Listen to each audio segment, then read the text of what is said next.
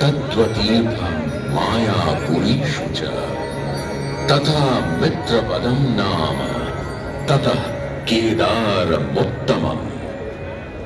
आस्था, श्रद्धा एवं सबसे प्राचीन सभ्यता का साक्षी है यह वाराणसी शहर। यहाँ कल कल बहती पवित्र गंगा नदी की धारा, जिसके समक्ष विद्यमान है यह ललिता घाट। मत्स्य पुराण में तीर्थों की चर्चा के अवसर पर ललिता तीर्थ का वर्णन हमें प्राप्त होता है।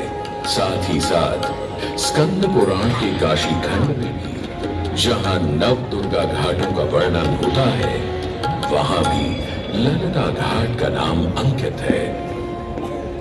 ततो ललिता तीर्थं गंगा केशव सन्निधौ तथास्ति ललिता देवी क्षेत्ररक्षाकरी परा साच पूजा प्रयत्नेन सर्वसम्पत्समृद्धये ललिता पूजकानां च जातु विघ्नो न जायते।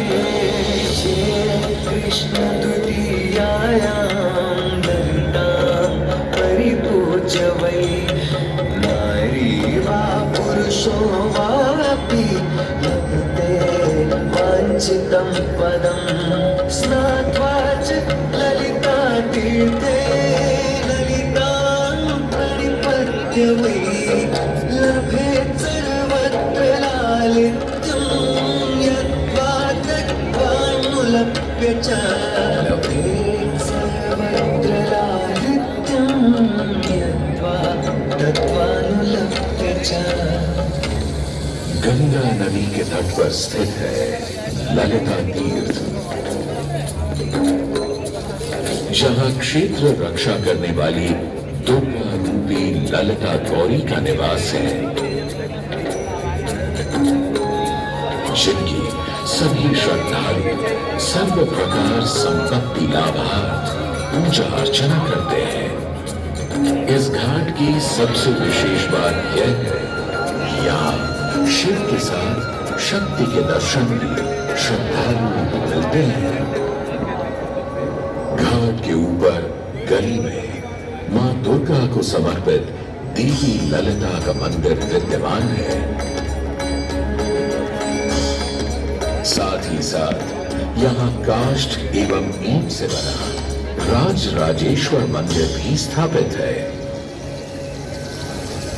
भगवान शिव को समर्पित काशी में यह मंदिर नेपाल के पशुपति मंदिर का प्रतीक रूप है।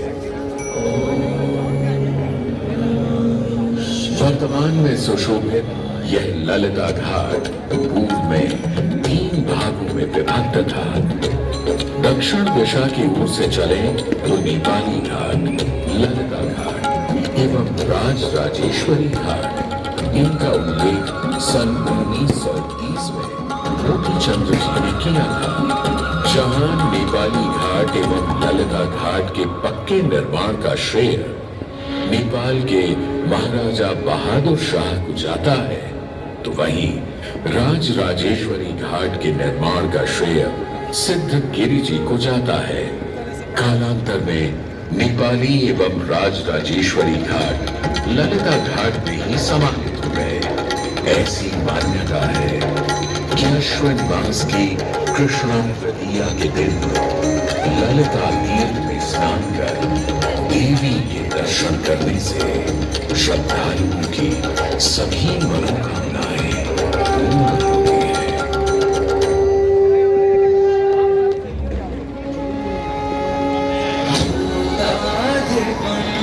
जगभूषण भूषितांगम् व्याघ्राजनाम्बरधरं जटिलं त्रिनेत्रम्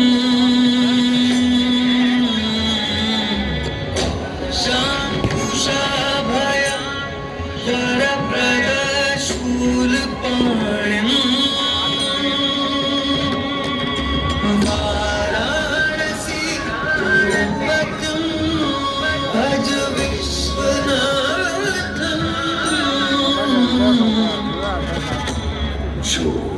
सभी जीवों के स्वामी है। जो सर्वो वो जटाधारी है, पाश, अंकुश और त्रिशूलधारी है। वे अपने सभी भक्तों को आशीर्वाद देकर उन्हें भय से सुरक्षा प्रदान करते हैं। ब्रह्मांड के स्वामी एवं वाराणसी के भगवान श्री विश्वनाथ की हम वंदना करते हैं।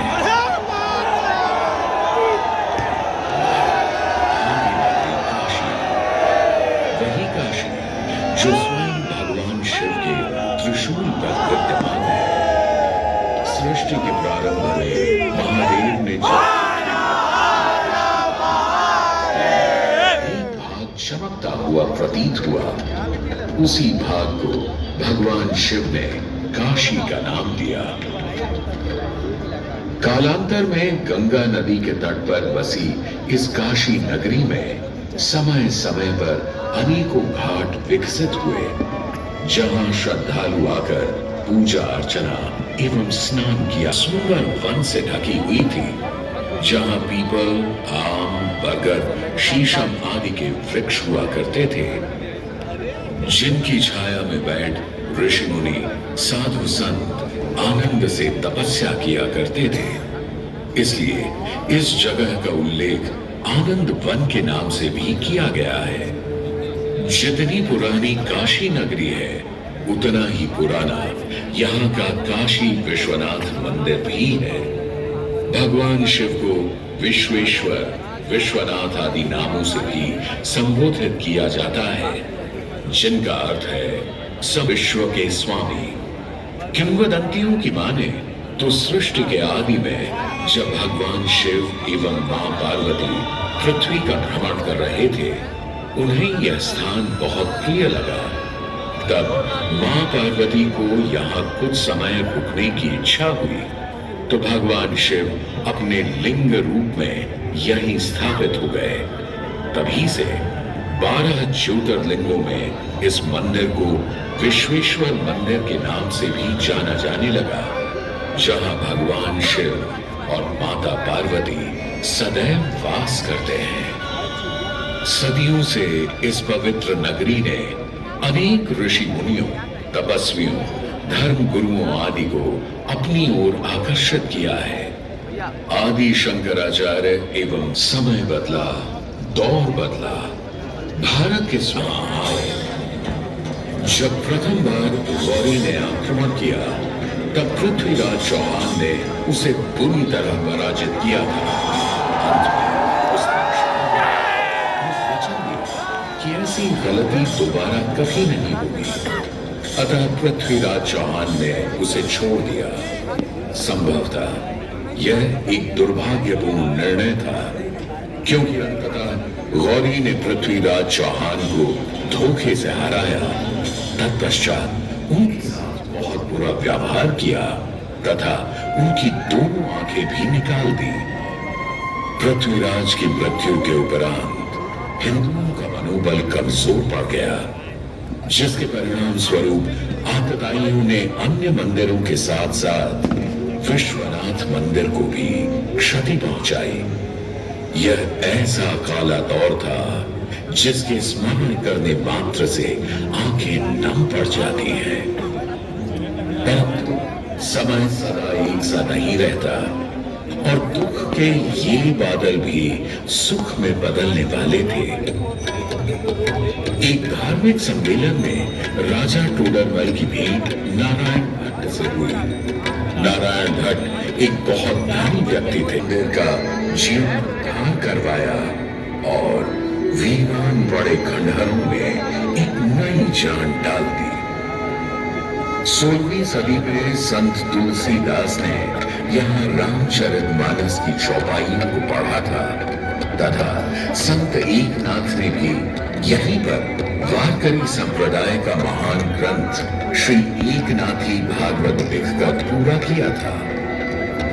लगभग 7वीं शताब्दी के मध्य में मराठा शासक मल्हार राव होलकर ने काशी विश्वनाथ मंदिर के पुनर्निर्माण की योजना बनाई। ये कार्य वे तो नहीं कर पाए, परंतु उनकी पुत्र वधु अहिल्याबाई होलकर जी ने इसे सन 1776 से 1772 के बीच पूरा किया। वर्तमान काशी विश्वनाथ मंदिर निर्माण का श्रेय अहिल्याबाई होलकर जी को ही जाता है। इनके अलावा महाराजा रणजीत सिंह ने 1000 किलो शुद्ध सोने से निर्मित छत्र को इस मंदिर पर लगवाया। जहां ग्वालियर की महारानी का उसने वैसा किया और वर्तमान में भी यह क्रम देखने को मिल रहा है। सन 2022 में भारत के प्रधानमंत्री नरेंद्र मोदी ने